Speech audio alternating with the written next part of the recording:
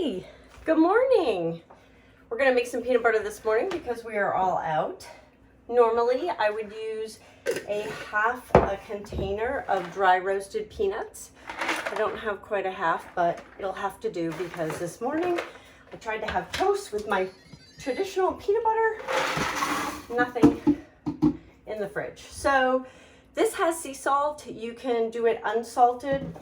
You can add your own salt, whatever you want. You can even do honey roasted.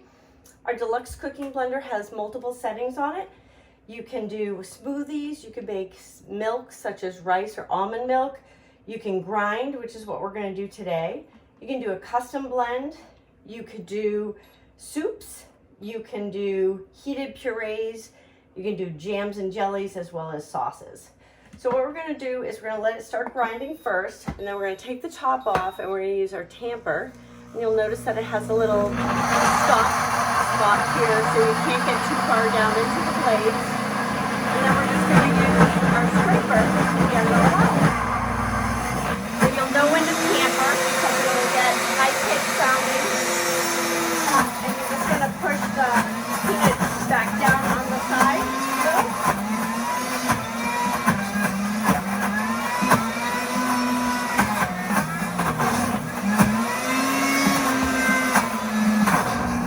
Takes about 2 minutes and 20 seconds for nice smooth peanut butter. If you like chunky, I recommend that you use the food processor and or the chopper. Just take a little bit of peanuts at the end, chop them up, and then just mix them in at the very end.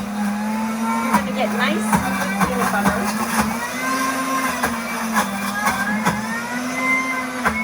Like Teddy's, all natural, but it's going to cost you less, and it's going to have no additives to it, and there's no stirring involved.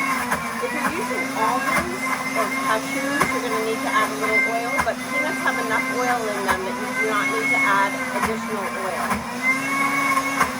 So we have about a minute left to go. I'll show you the end product, and stay tuned. We're going to be making some tabbouleh later today.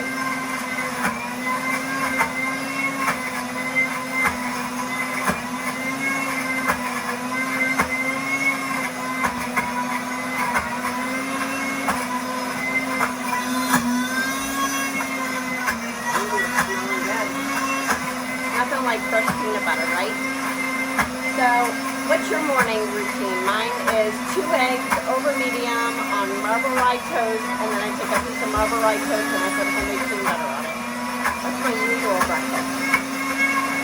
I sometimes make a mixed sandwich, but can you hear it? It sounds like it's almost done. Now what's different about our cooking blender is the heating element in here.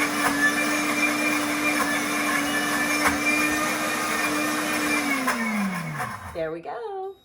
The heating element is patent pending so that we can make jellies and jams in here. So if you went strawberry picking this year and you want to make your own jam, it's as simple as pouring in your strawberries and your pectin, turning it onto the jelly jam setting, and then go ahead and let it run. And when it beeps, you pour your sugar in and it'll bring it up to the right temperature for jellies and jams. It'll beep again and it'll be all done.